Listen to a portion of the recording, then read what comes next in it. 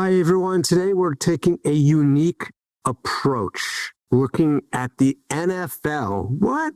For lessons in performance, resilience, and lifestyle modification that can transform how health plans tackle obesity, GLP-1 strategies, and total cost of care. My guest is going to be Ted Rath. He's the former vice president of player performance for the Philadelphia Eagles. He's a two-time NFL strength and conditioning coach of the year. He has spent nearly 2 decades optimizing elite human performance, helping teams like the Rams and the Eagles reach Super Bowls. He's also been with the Lions and the Dolphins, helping players maximize their potential. He's going to share insights on goal setting, mindset shifts, and building sustainable habits, lessons that can be applied directly to your approach to lifestyle modification programs and value-based care strategies. By the way, if you want to help bring more healthcare leaders into the conversation, please subscribe, rate, and comment on Apple, Spotify, YouTube, Audible, or wherever you consume your podcasts. We appreciate you supporting Bright Spots in Healthcare. Your support ensures that these success stories, these bright spots, reach a wider audience and inspire real change and allow all of us to improve healthcare in our lifetime. Okay. If you're looking for practical, high-impact strategies, this episode is for you.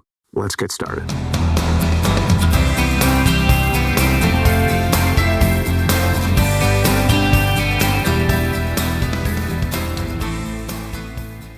Greetings, everyone. This is Eric Glazer, and welcome to Bright Spots in Healthcare, produced by Bright Spots Ventures. We bring leaders together to not only inform you, but also unearth bright spots, successes at health plans, hospitals, other healthcare-related organizations, and maybe some non-healthcare-related organizations, as you're going to learn today.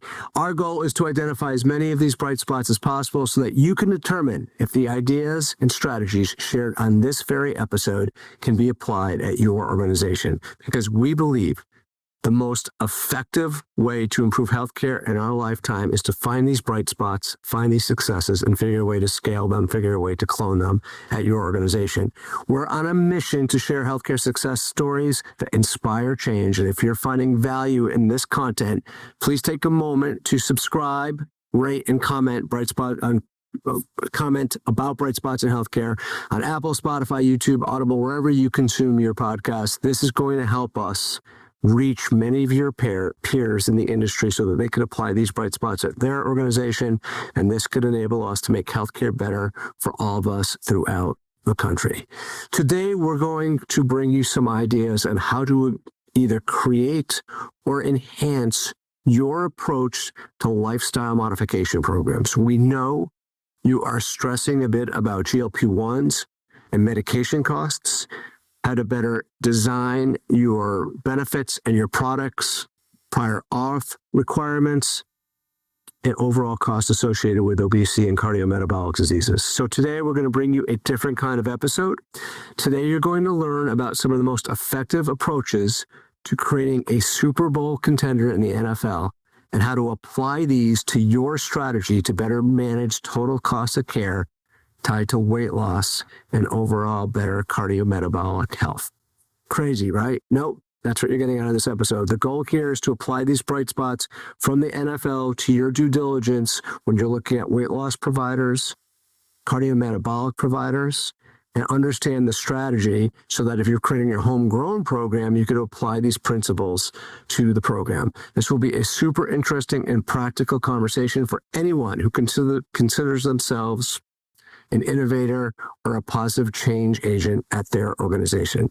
Our subject matter expert who will provide these bright spots is Ted Rath. Ted is the author of a book called Beyond Comfort, Master a Growth Mindset with Excellence Through Urgency. He is the former vice president of player performance for the Philadelphia Eagles. He has 2 decades of experience working with athletes, most of them all in the NFL. His resume beyond the Eagles includes the LA Rams, the Miami Dolphins, the Detroit Lions, and his alma mater, the University of Toledo. Rath was voted the NFL Strength and Conditioning Coach of the Year, not once but twice, and was elected as the inaugural president to represent the Professional Football Performance Coaches Association in early 2023. So Ted, welcome to probably your first healthcare podcast, Bright Spots in Healthcare. No, Eric, it's great to be here. It's a pleasure, and I'm really looking forward. I'm excited to have this conversation. This is going to be a good one. Yeah, I am too. I know we've been planning it for a bit. I want to start because the key here is to take everything from the NFL and apply it to health plans, products, health systems, approaches, even potentially digital providers and vendors listening. So I know we're going to go to goal setting as we think about individuals who need to make lifestyle modifications. But before we do that, I want to talk about accountability and setting standards.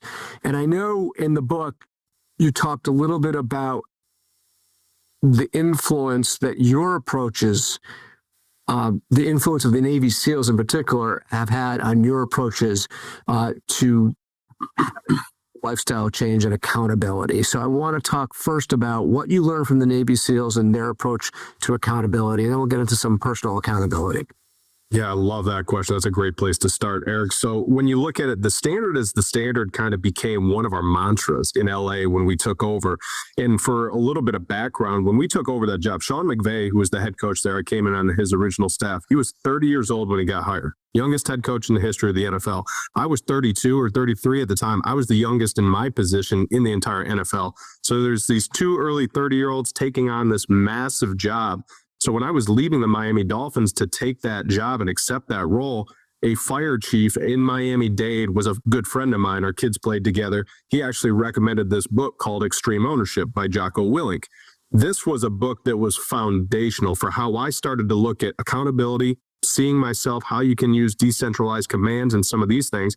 And just by happenstance, Sean was literally reading that same book when we both took the job on. We talked the first day we were in there, and he's reading it, I'm reading it, then we just start to share notes. And how could we apply this to our culture? And then we were very fortunate to be in Southern California, Eric. So we actually got to go down to Coronado, got to meet with a lot of the SEALs. We got to meet with the leader of TRADED there, basically the person who runs and is in charge of all the West Coast SEAL operations.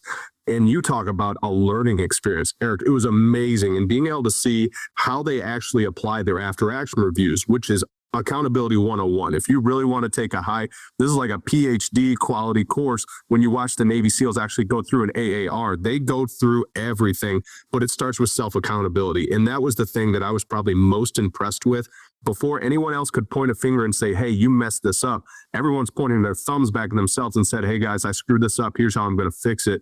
And then the most important aspect to that, Eric, is they applied the action to actually fixing it. So they didn't make repeat mistakes. It's okay to make a mistake. Give yourself some grace, but don't make the same mistakes over and over again. That's enablement. And they do that to an extreme level. And that was a great lesson that we applied to all of the teams that I've been on, especially the championship caliber teams. Okay, let me kind of summarize that. So, and if anyone, we'll put the links to some of these references in the show notes. Extreme Ownership, Jocko Willink. I've also read that book. Excellent. That allowed you and Coach McVay to come up with a mantra. Standard is the standard at the Rams when you're first there. And one of the key components to the culture of the Navy SEALs is after action reviews to drive better accountability. And the key part to those after action reviews is applying, not only reviewing what we did, we could have done better, but applying action to fix it. Did I summarize that so far? Yeah, absolutely. How would you, I don't want to go too deep into this because we have a lot to cover, but like, how would you take, when you're thinking about, and I know you're not a clinician, I know you're not a health plan guy, but when you're thinking about programs for individuals who are trying to practice healthier lifestyles, so imagine maybe a digital program with some digital content, some AI-driven content. Maybe there's a real person coach that you meet with once every a week or so. And I'm trying to lose a certain amount of weight so that I can get my diabetes under control.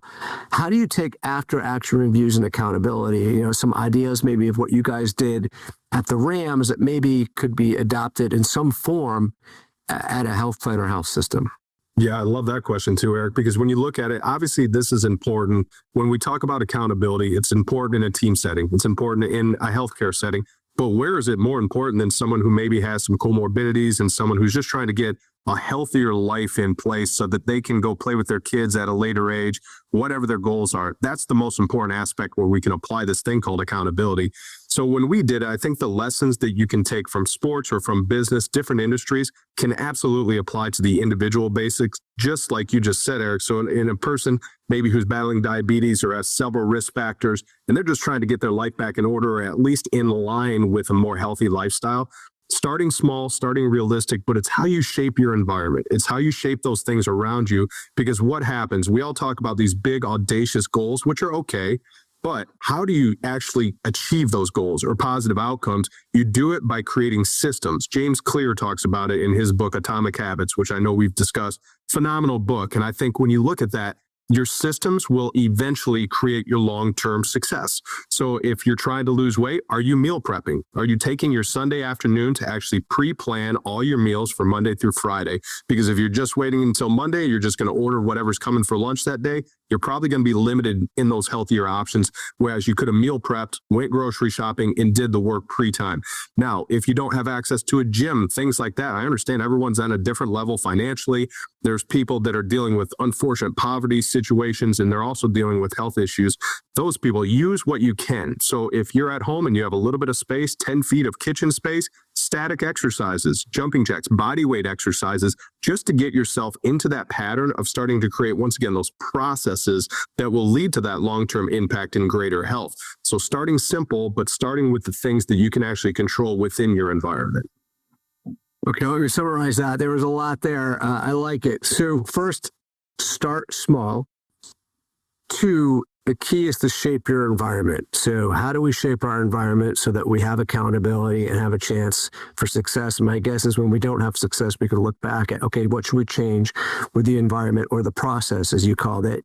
So how are we creating systems or processes to enable us to have success and make sure that we're doing everything we can to keep it simple? So these are things that individual consumers, we call them patients sometimes, may or may not be able to do, but we can, as folks who are designing these programs and working with technology partners and digital partners to create these programs, we should be making sure that are being applied, these core principles. Creating a system to enable success, promoting preparation, and making sure things are really simple. Absolutely. And really just establishing, like you said, the accountability part comes when you have to look at yourself and gauge, did I work out? Did I exercise today? Did I meal prep today? It's a yes or a no. And I think the most important thing we can do when we discuss accountability is hold ourselves accountable.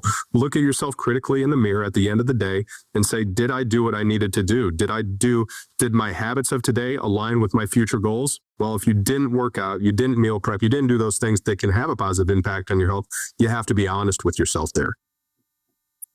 Okay. And you alluded, so this is a perfect transition into goal setting. We alluded to some, I think even you mentioned combining short and long-term goals. So let's talk about, can you actually provide a story or an example of how you applied the combination of short-term goals and long-term goals in the NFL? And then we'll get back to healthcare in a second. But like, let's, I'm a kind of an NFL junkie, so it's my show. Let's talk NFL. How did you apply some of these short-term, long-term goals to elite athletes? Yeah, that's a good one. And we can go 1,000 directions. I'll try to keep it simple and more in line with something that someone else might deal with too. Unfortunate part of the NFL too, I've seen players eat themselves out of league just because they lack the discipline and the necessary habits to maintain proper diet, proper body weight, and things like that. So I'm not going to name any names, but this happens way more than one time. So this is something that's been relatively common throughout my career. A player will come in and let's say that they're overweight. So we will identify an ideal playing weight. Now we use several metrics. We use a lot of data to give us and provide us that force velocity curves. So we look at, what their body composition is from body fat, muscle to bone ratio, all these things. We assign that. I've had players that are significantly overweight and they're really long-term health. They're putting themselves at a disservice, but they're also not allowing themselves to perform, help the team, therefore make more money for them and help the team win championships. that starts with a short-term goal. Because if I have a player and I know that he's 15 pounds overweight and we only have an off season to get him down before training camp, we're going to start with some small goals. We're going to start with, all right, we're going to pair him with our performance chefs. We're going to properly meal plan and prep for him. But that also comes with what he's eating at home. So we're probably going to push him to get either a meal service at home so that we can control those macros and micronutrients, both in work, at the facility, and while that athlete's at home. So that starts with a day-by-day checklist. Did you eat here? All right. Did you get all 3 meals? Check. What'd you do at home? Did you snack or did you stay disciplined with your meals? Great. All right. Then the next thing is going to be this extra conditioning or extra cardiovascular work that we're probably going to have to do to trim some of the body fat.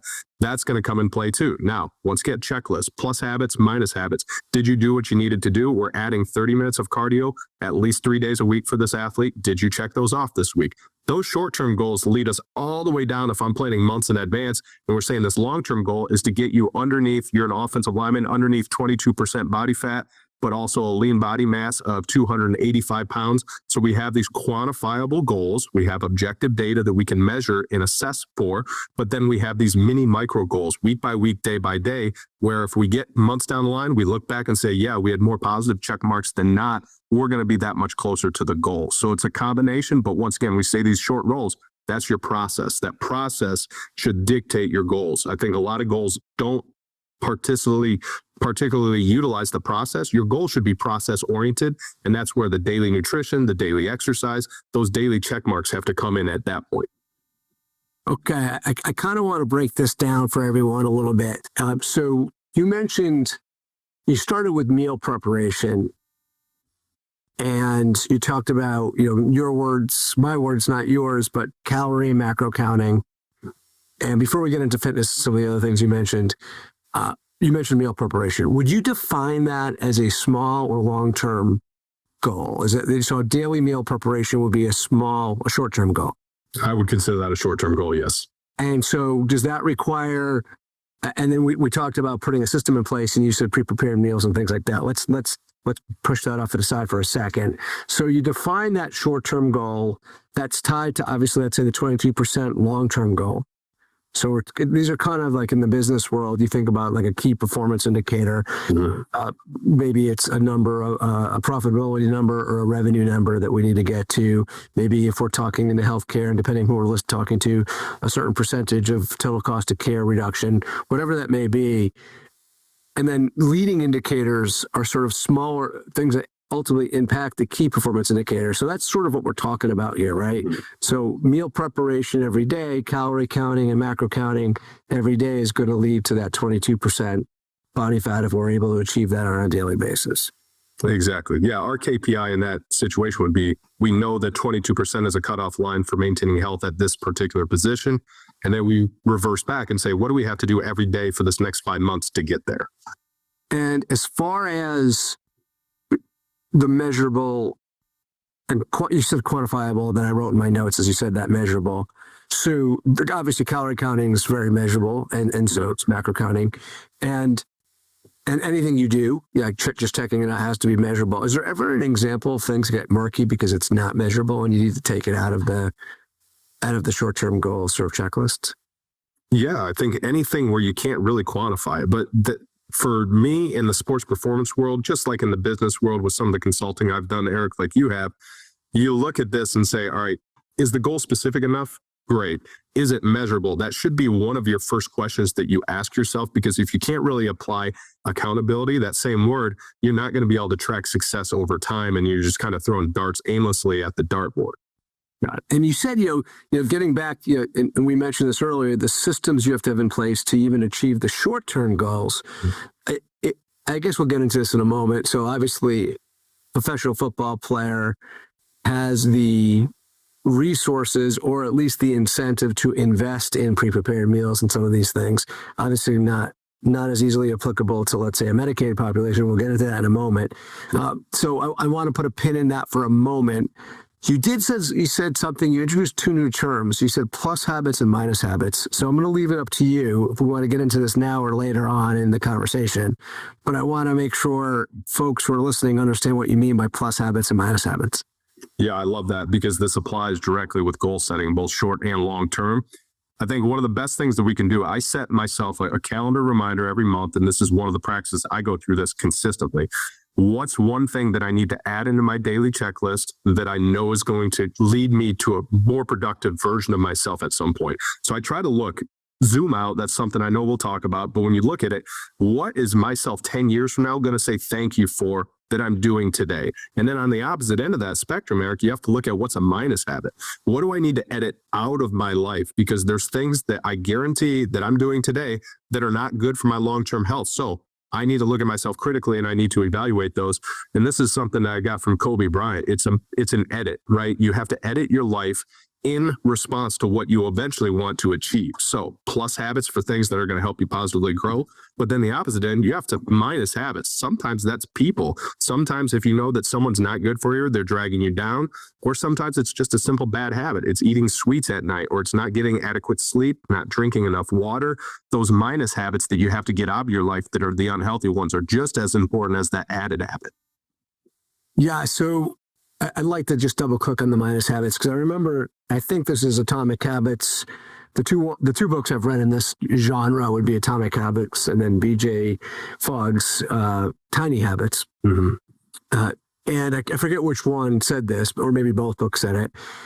But the only way to get rid of a bad habit is to put another habit that's more powerful over, you establish it over time, that kind of truncates or just suppresses the bad habit.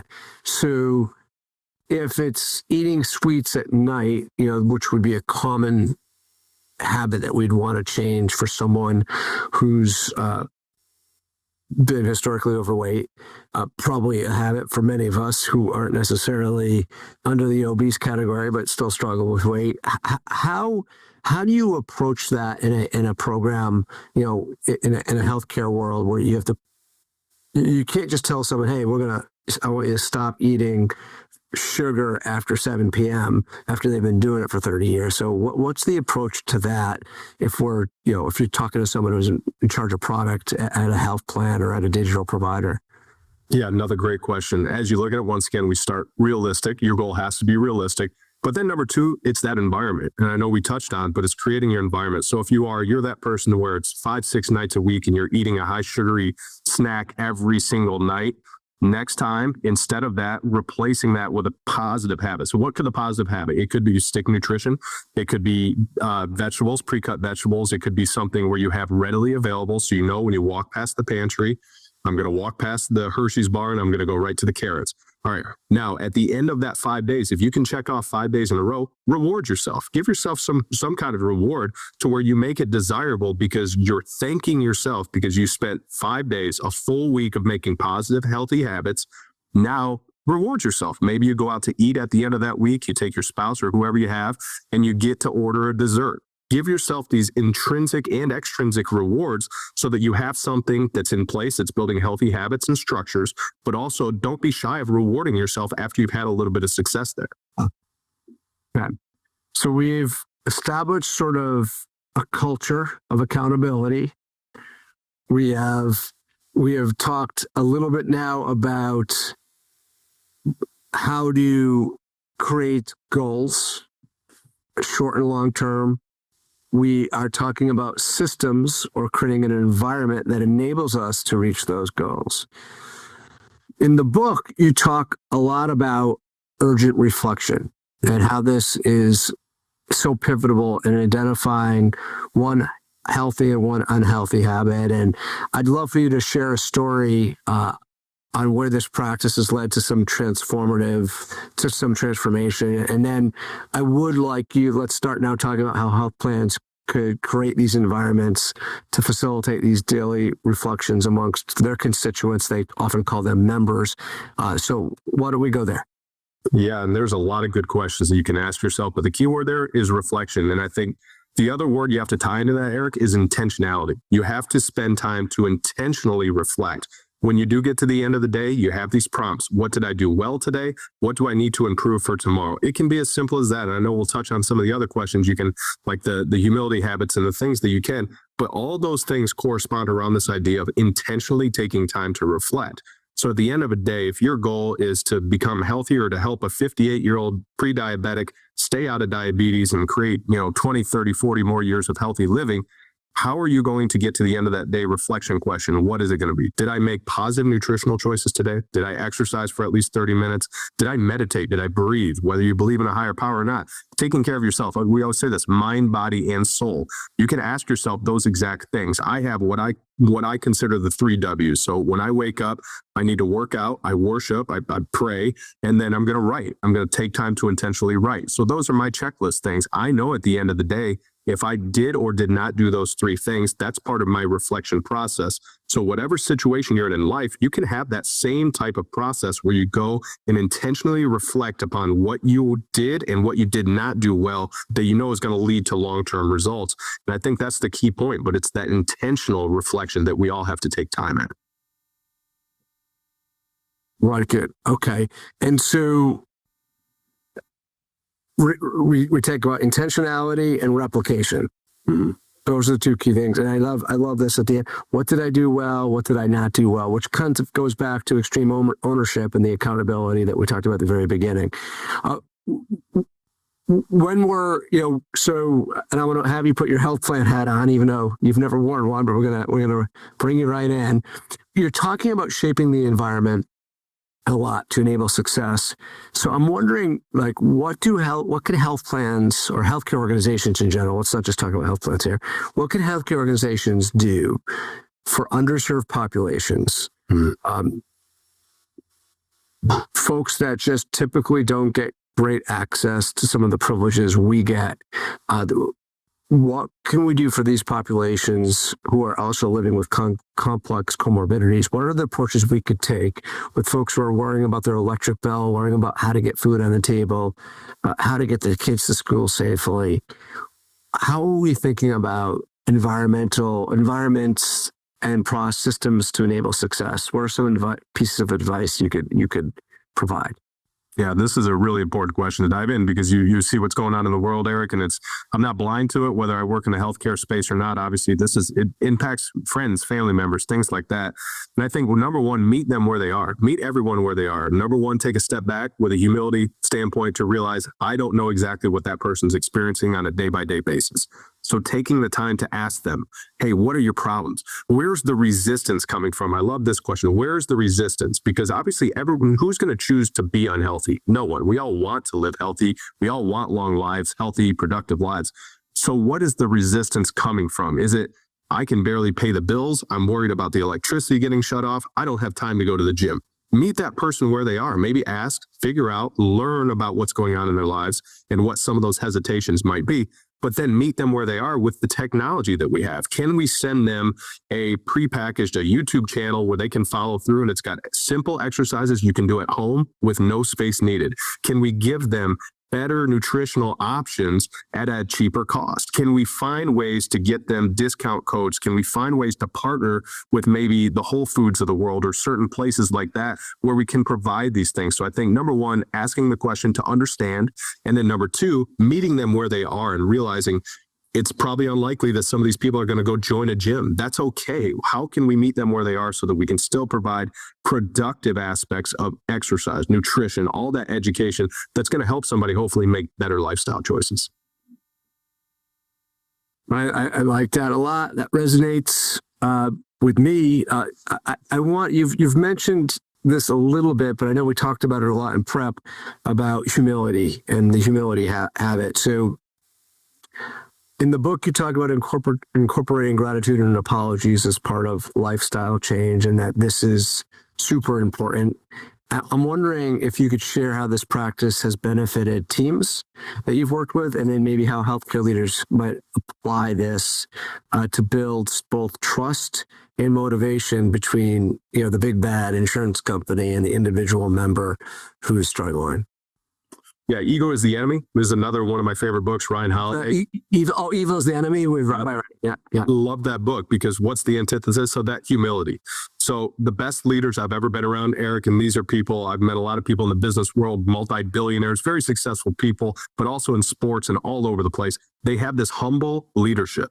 So their humility carries first and foremost. And one of the first guys I think about when I talk about this is Sean McVay.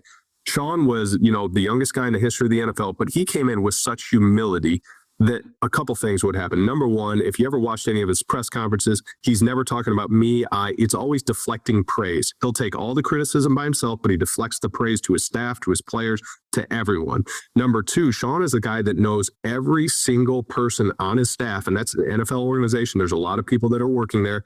He knows all of their families. He knows their wives, their spouses' names. He knows their children's names. And every time my kids would come around the facility, Sean would walk up to them, and they were super little at the time, but he would say, "Hey, I'm really lucky to be able to work with your dad." Having the head coach of an NFL organization humbly putting himself in that situation to make sure that your children know how appreciated you are, that just shows me a certain form of humility where he goes above and beyond. And then I think the other thing that kind of draws back to that accountability that we were talking about is when he would make a mistake, he was 100% going to own it. He would own it in front of everyone on TV, in a press conference, or in front of the team. He would stop practice. He'd say, I messed that up.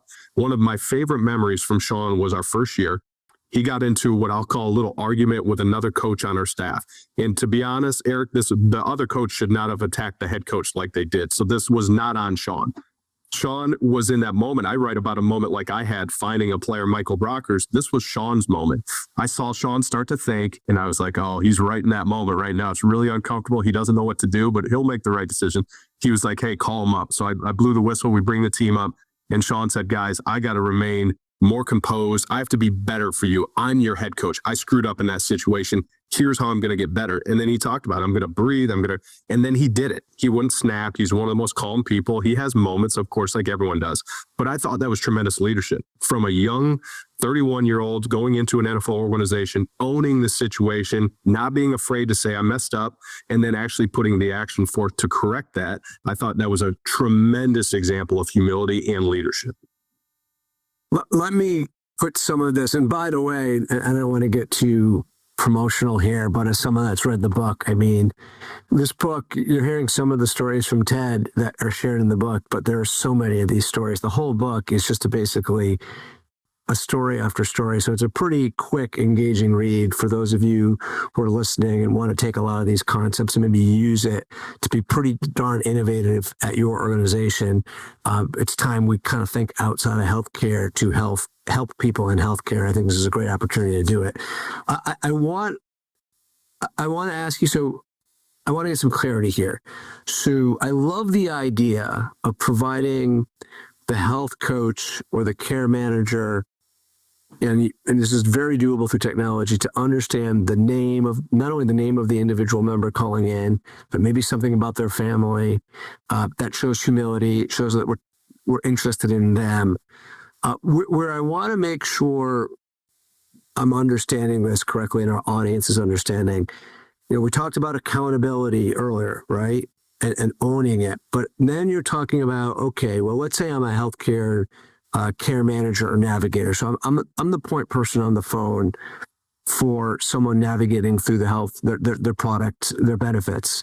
And I may not be their coach. I may not be their health coach that they're getting through, let's say, some third-party vendor, but they're certainly coming to me to understand their benefits and maybe deal with a problem.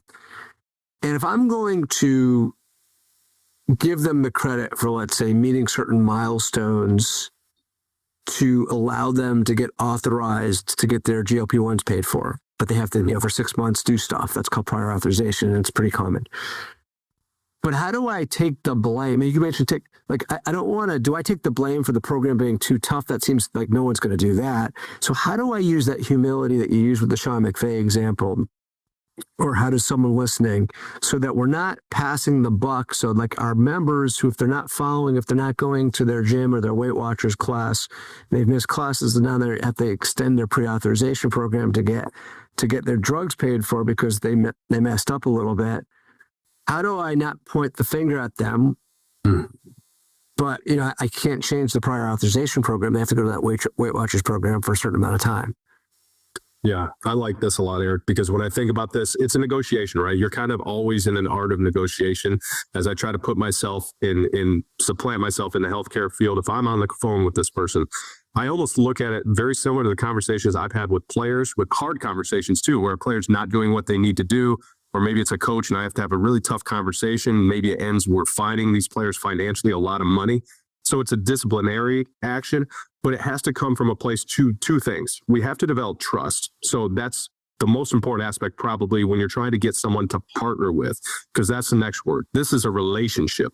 This is a problem. The problem's over here. It's getting your GLP-1s paid for. That's the problem. The problem's not you. It's not me. So let's partner on this to conquer that problem. I think when you go into it, it's almost like an argument. When it's you versus the other person, it's going to be hard to come to an agreement. But when it's you and the other person versus that, whatever it is, that situation, then you can come against it and you can form a team. So I think finding a way to do that and using empathy, trying to understand the person's situation. Once again, no one knows fully until you live in someone's situation. So trying to understand that with an empathetic view, I think is really, really important. So how you do that is partner with them, understand their setting, understand exactly what's going wrong or why the system or the process might be too complicated or they haven't reached that milestone yet. Those are things you have to understand and then problem solve, right? We have to come together as a team and problem solve and say, all right, I know this is really hard, but you have to do this. How can we get a workaround? How can we partner on this? Maybe it's you have to get your blood pressure down to a certain level or whatever it is. All right, well, that's nutrition, that's fitness, that's hydration, that's sleep, that's all these things. So what's one thing that's doable right now and trying to find a partnership through that? Good stuff. I like that a lot. And I imagine there's all different opportunities to automate that and use some of the digital and technology we have at our disposal to execute on that. What about humility for the member? So for many people, right, asking for help or apologizing can be a barrier. They don't trust the big, bad, evil health plan. So how do you encourage humility of the member without it becoming a roadblock to success? And how may this just translate into a coaching or healthcare program? Yeah, it starts with repetition. Once again, I do this with myself, the prompts. The end of the day, yeah, I do this daily. Who do I need to apologize to? Like, who did I screw up with today? Did I snap at one of my kids unnecessarily because they broke something on accident? So, all right, I need to go urgently, once again, that urgent action, and I'm going to go apologize. If you get to the point where you don't have anyone to apologize to, I think the next step of humility is saying thank you. So who can you reach out to and thank? So if you're a member and you're in this healthcare system, how can you gain more knowledge, or how can you, maybe you have somebody that was on the phone and you had a very positive interaction. Can you write a thank you note? Because taking time to step outside of yourself, to know that you can do something that's going to be a good deed for someone else, that's one of the things that will build more humility. And once again, we talked about the systems. If you want to become more humble, practice using humility. Writing thank you notes, writing sincere apologies. I think those are great things that will get your heart into a posture and your mind into the setting of recognizing moments that you can use humility. It's just like when you're going to buy a new car, Eric, and you start seeing that car everywhere on the road. It's that pattern recognition. When you look for humility, you're going to find more opportunities to use humility, but it's repetition and it's not easy. I'm not saying it's easy, but it takes time. You have to build it into your daily process. So, Ted, a lot of folks who are overweight and maybe living with a cardiometabolic disease or more diseases also struggle with what I like referring to as diseases above the neck. And so to be able to deal with some of the social drivers in their life, maybe it's low, poor income, poverty, maybe it's, and with that comes a lot of other things. And all the comorbidities, and let's say there's some anxiety and depression involved in that. But there's also a component to this, what you talk about in the book, about how you need to create some mental toughness. And so the I am statement, which is a powerful tool for like reframing who I am. So can you share an example about how this mindset helps shape an athlete? And then maybe we could relate it back to healthcare programs and how we could use this mindset to help members reimagine their future self. Yeah, I appreciate you bringing this up too, Eric, because I think this is important. When you look at the mindset and the construction of an I am statement. So this is something I actually give out for free on my website, tedrath.com. And you can go there. It's a free resource, but it takes you step by step through the process of creating this I am statement. It's something I did several years ago. It's something another mental performance coach, his name is Ben Newman. He's really, really good at what he does, but Ben has helped me design this too. So we partnered on this project. Part of that is getting yourself, once again, you talk about above the neck. I love that term, Eric. I've used that before. It's getting everything right up top, right? And how do you do that? That's literally one of the first things I do in the morning. So I have my I am statement written down on my phone in my notes. I pull it up in the morning while I'm doing my workout, typically while I'm on cardio, whatever I'm doing for that day. And that's one of the first things I read. So for me, it's positioning myself into the setting of my mind's got to be right. And that's going to allow me to attack this day and start to stack these positive habits so that I can have a productive day. But that I am statement is exactly that. It's just mental armor. I like to think of it like that, to where you're building and you're basically allowing yourself to build up this confidence. And it's earned confidence because you're going to apply action to it. That's the other part of mental toughness. It's going through tough times. It's going through hard things. Just like physically working out is uncomfortable. It's not fun for everybody, but you have to show up and just do the work. That is part of what will develop more of that mental armor, in which will therefore build even more earned confidence. So I've seen it time and time again with athletes, with coaches, with team owners, with everybody that I've seen in sport, but then also in business. So I think for the healthcare lens, you can apply the exact same things. It's building that mental armor through accomplishing difficult tasks, through doing hard things together with a team, because that's the other aspect of this we haven't touched on yet, Eric. It's making sure surround yourself. It's almost like the edit in and edit out. Who's on your team? Who do you have that's a support system? Is it a spouse? Is it a child? Is it a sibling? Is it a coworker? You got to form that team, and you have to have structure where someone's going to support you. But that I am statement is one of the most important steps for your above the neck approach. Okay, this is really good, and I totally reminds me of an entrepreneurial coaching program I'm part of, where they talk about you got to make the commitment, then you got to have the courage to do it. That will force you to build the capability, and then once you figure out the capability, you'll have the confidence. So as an entrepreneur myself, like that's sort of, I'm going through that right now. I'm probably right around courage and capability, right? I don't know if I'm that confident. So when you talk about mental toughness in that vein, I'm just bringing it back, and the I am statement. So you need to be able to create mental toughness through the I am statement. And what you're saying is when you're able to do hard things, you get more confidence. How does that relate or work with your small and long-term goals? Because obviously, let's say going into a cold plunge for 10 minutes is probably really hard for someone who's never done it, but maybe doing it for 15 seconds is doable for someone. I'd try to start with like 7 seconds. But like, so how are you thinking about creating that mental toughness for someone who's not an athlete, probably, and just trying to make this monumental change in their life? Yeah, great tie-in, because I do think it applies really strongly to short and long-term goals. Once again, the thing that we talked about with short-term goals, it has to be related to a process. So part of that I am statement, if I'm that person who's trying to get more cold exposure, I'm going to write in my I am statement, I am a person dedicated to getting into cold water immersion 7 days a week for at least 1 minute per day, whatever your goal is, but make it specific. And then when you read that, you have to answer the bell. It comes with that, once again, that action, that urgent action has to follow, because when you build this, that's where the resiliency comes in. You're going to have those negotiations. I call it self-negotiation. You're going to have that back of your mind thought, and it's going to come in and say, no, it's cold. You don't need to do it. It's just 1 day. You can skip today. No. Your self-negotiation back to that voice is no. Your self-negotiation back is urgent action. You got to dive in. You have to lean into that stress, into those moments when you feel that self-negotiation, that self-doubt start to creep in. You just combat it with urgent action. You go get into the cold water, and at that point, you do it for 2 minutes. You prove to yourself what you're capable of, and you do that through hard action and hard activities. And I think that's a prime example where you can relate it to your short-term and long-term goals.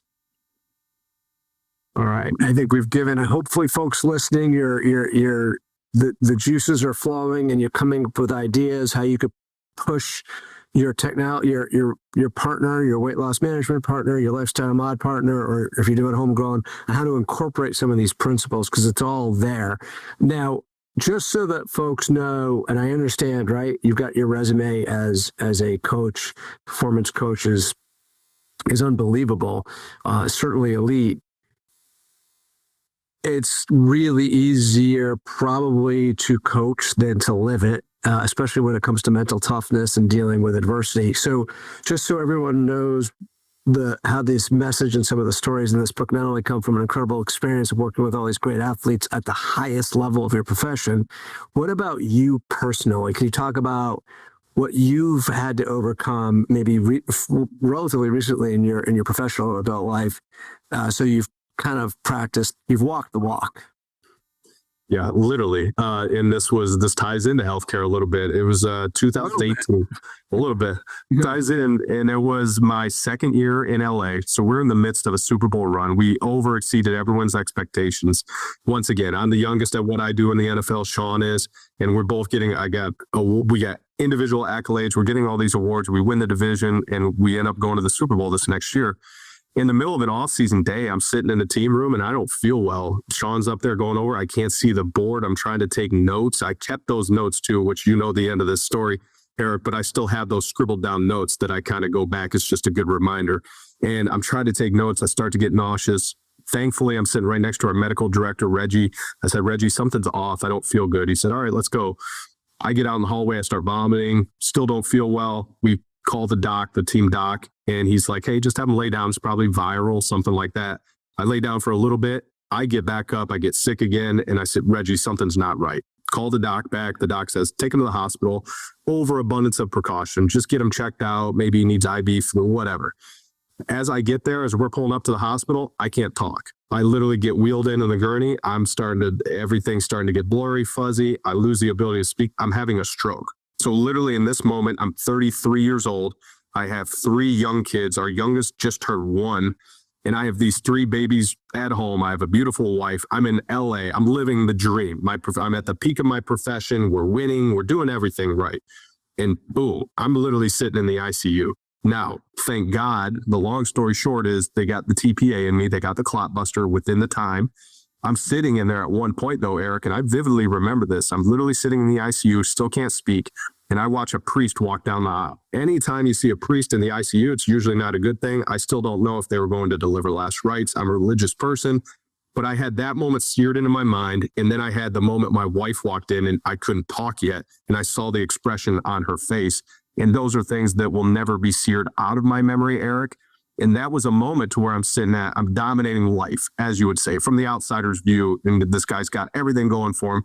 And then I'm sitting in a hospital bed and you have all those doubts, everything's flooding. I'm thinking, can I never work again? Am I going to be able to speak again? Am I going to be able to pick my kids up? And I got to learn how to walk. All these things that literally came flooding in that moment. It's all that fear, that doubt and everything.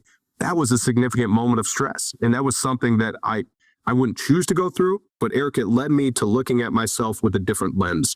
It led me to maybe being a little bit more empathetic with people when they're going through things, because I didn't have any risk factors. I had a hole in my heart that I did not know about. So you find that health problems don't discriminate. It can happen to anyone at any time. And I think it gave me that lens so that I can use empathy a little bit better when people are going through hard times, when people are going through tough times. Maybe it's made me more applicable. I reach out to people now. And I think I've always done that, but I'm a little bit more quick to do it and say, hey, how are you doing? Do you need help? The men and the women in my life, when they're going through tough things, I'm going to reach out because I've lived through some of those things. So even through that stress, Eric, I found the benefit. It's not always easy, but I know all your listeners, they deal with this on a day-by-day basis, and the people are dealing with some tough things. And I think when we can apply empathy to that, that's one of the best things that helps us humanize the situation so that we can do what's right. Yeah, amen. And, we do deal with it all the time, and not necessarily as the patient, right? As the sufferer or as the person living in poverty or, all those things. So it's, sometimes empathy is not a natural instinct or natural way of thinking. So I think it's a really important lesson. And certainly I think one of the keys to creating a culture of a successful healthcare organization for sure. Let's close things out a little bit and talk a little bit about zooming in, zooming out, which is a big theme towards the middle of the book that I think, has been alluded to, but how does someone zoom in and zoom out to see the big picture? You talked about the Kobe Bryant story about editing your life. So talk a little bit about that and how might a health organization encourage this perspective amongst their members? Zoomability. This is one of those things that I think everyone should and can apply in their lives. Even I'm trying to work on our kids with it to realize when they're in the middle of a game and something doesn't go their way, take a moment, pause, zoom out, realize it's not that big of a deal. I think we all have this natural tendency, I know I do, Eric, where you get locked into the weeds, right? Because this is impacting me. You're only thinking about that immediate reaction of whatever's going to impact you. What I've done through time, and I think once again, repetition is the key word here. You have to practice this over and over again. In the higher leadership roles that I've taken on throughout my career, I've definitely found this way more impactful and important to do and actually put into practice. So when I get into a situation, the first thing I'm going to try to do is zoom out. For me, when I say that mentally, that's kind of the trigger for me. I know I need to take a step back, not literally, but in the moment, and say, I have 90 NFL players and pure chaos is going on the practice field, in the weight room, and I have to manage all this data and make actionable decisions for the owner, the GM, the head coach. I got to be able to zoom out and see everyone at one time. But then I also have to urgently be able to zoom in. If there's a problem within the wide receiver room, I have to zoom in and say, AJ Brown needs less yardage. Devontae Smith needs more yardage. But that's happening 1,000 miles an hour. In life, it's no different. So I think if you're sitting in a healthcare space and you're saying, all right, what is the problem right now? Is it these comorbidities? Is it how we're structuring price structures, how we're getting medication approved?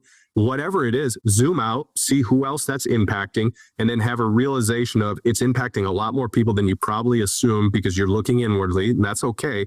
But then zoom right back into what you can control. So that zoomability to me is something practical and you have to do constantly. It's a fluid thing to where you're going to do it over and over again in every setting that I've ever been in. I could be in one practice and I'm going to zoom in and zoom out hundreds of times just through that session. And I think that's one of the things that you can get with practice and with repetition. So I'm going to shift it a bit, and let's assume we're trying to apply this to we're creating a hybrid program, digital and in-person, maybe it's in-person, but virtual lifestyle modification program. And we want to create a structure for zooming in and zooming out for our participants. And, let's assume they're not necessarily as well educated as the people building the program. But let's assume they're motivated for all different kinds of reasons. How do we apply that zoom in, zoom out into a program so that Joe or Jane or John Doe, who are living right around the poverty line, obese, 8.0 A1C score, hypertensive, like how are we getting them to zoom in and zoom out, and how does that look like in a lifestyle modification program? I like that a lot. I'm glad you brought it up, Eric, because when you look at it, one of my favorite things to do with zoomability is to use it with time. So if I'm having a person and I'm trying to modify a lifestyle, I'm trying to get them to apply more healthy habits and maybe edit out some of those unhealthy ones, I'm going to zoom out with that person and say, what are your future goals? What's your why? You're 56 years old. We'll just throw a hypothetical out there, and you have 3 children. All right. Are your goals to walk your daughter down the aisle on her wedding day? This is my zoom out. Zoom out. See what you want to do in 10 years, 20 years from now. Now, when you actually zoom out and say, all right, what is the likelihood I'm going to be able to do that if I continue down these unhealthy paths? Not good. What if you die in 2 years? What if everything, God forbid, but what if it doesn't go well and you can't turn over these healthy habits? That's a more likely outcome. So do your habits of today align with your goals of tomorrow? So that zoom out establishes that clarity. And then when you zoom back in, you zoom into your daily habits. Those are the things that are going to lead to that 10 to 20-year vision.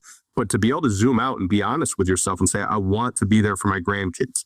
What are your actions today dictating? Are they allowing you to do that in 20 years? If not, you better edit some of those actions immediately right now. Okay, zoom out. What's our goal in 10 years from now, 20 years from now? What's the likelihood if you continue down this current path, you're going to be able to reach those goals of 10 and 20 years that you just stated? What habits of today support your goals of tomorrow? So that's my zoom out. And then zooming in is breaking down what? The new habits, the old habits, the systems we have in place? Those short-term goals. Yeah, the short-term goals. Exactly. You have to be able to zoom in and then apply that immediate action. It's got to be that urgent action, Eric. But when you zoom in, that's what you can control. Some people worry about too many things that they can't control. You can control what time you wake up, what you eat in a day. If you exercise, you can control those factors. So zoom right back in and make sure if you take care of those things, it's a much more likely outcome that you're going to be spending a great life long down the line with your grandkids and having a very active lifestyle. Okay, a couple of closing questions. This is great. I just want everyone listening to know, and not that I'm looking for thank yous, I just wanted to talk about the NFL for an hour. Just know what I'm giving up here for everyone listening. So for healthcare leaders listening today, like what's one small change they could implement tomorrow to start building a culture of growth and accountability for their members requiring weight loss? Number one, take accountability yourself. You have to apply accountability as the leader. If you're in a leadership position in this organization, you have to ultimately be the one who shows and demonstrates accountability. We all see way better than we hear, Eric. So if a person is telling me all the right things, but I see their actions and they're not in alignment with those, I'm not going to follow that person most likely. So we've been in those buildings and those corporations where you have all the cool slang, the logos and the catchphrases on the door, but they're not living by those alignments and those core values. So make sure your action is in alignment with whatever you're saying. And then do that. Do the work. You have to be able to show up and do the work. One of the simplest things, if you're a person at home and you're just struggling to kind of build momentum in the morning, I call this the toe test I write about in the book. Get your butt out of bed and get your feet on the ground as fast as humanly possible, Eric. It's one of the things that I love to do, and it can scare the crap out of your wife or your spouse, your dog, whoever's in bed with you. But for you, get up and start establishing positive momentum. It starts with that first step. That first step is the most important, but once you get your feet on the ground and you stack step after step after step, everything else starts to move with that momentum. So start with action. It's got to be that urgent mentality. So many people, they have their phone right next to their bed. You hit snooze, you hit snooze. If you're one of those people, get your phone away from your bed. Move it 10, 20 feet. Put it somewhere so you have to get up and start your day with some positive momentum. So I guess you're answering my second question I was going to ask about just one element of the framework for lifestyle modification. Like where would you start and why? It sounds like maybe almost creating a cheat sheet for members on here's, pick one of these 5 things to modify your daily habit. Look, it could be just not looking at your phone for the first 2 hours of the day or your last hour of the evening or whatever that may be. And just having that list right there. Yeah, absolutely. Yeah. Blue light blocking at night, shutting your phone down 1 hour before bedtime, not watching stimulating TV, reading. There's 1,000 different habits. So I think once again, we've said it starts simple, but make the action. You have to take the action and you have to be urgent about it. But there's so many different levels where you could do that. Love it. If you're watching this on YouTube, you see the book in the background. It's called Beyond Comfort, Mastering a Growth Mindset with Excellence Through Urgency. Amazon or anywhere you may purchase a book. I highly recommend it. It's a real quick read with a lot of entertaining stories and a lot of good lessons you could be incorporating into your product design and your benefit design for all of your members. TedRath.com. You already mentioned the website, right? And then you're also active on LinkedIn. Everyone listening is probably going to be a second connection with you, at least because they're connected to me, hopefully, and I'm connected to you. So you could check out Ted on LinkedIn as well, right? Anything else you want to throw in there? Or did I catch everything? No, all socials. We have a YouTube channel, which is kind of the Ted Rath Strength Coach. And that's where we've tried to put out some health videos and some NFL stuff. We're actually going to start going like some youth sports stuff because I think that's impactful. Obviously, me having young children, but all those, just trying to put out good information in the world to help people like we had talked about, Eric, whether you have access to a lot or a little, there's things that we can all do to provide a more healthy habits into our lives that will lead to long-term success. Yeah, I think it's great timing. If you highly recommend you bring this guy in and to talk to your organization. You can already tell he's an eloquent speaker, but a lot of good ideas. We should be looking outside the box all the time. We are too insular in our industry. So thanks, Ted, for being here. Appreciate it. We hope you use some of the ideas and bright spots shared by Ted today to be applied at your organization. We produce this show for you. And remember, this is your Bright Spots in Healthcare podcast.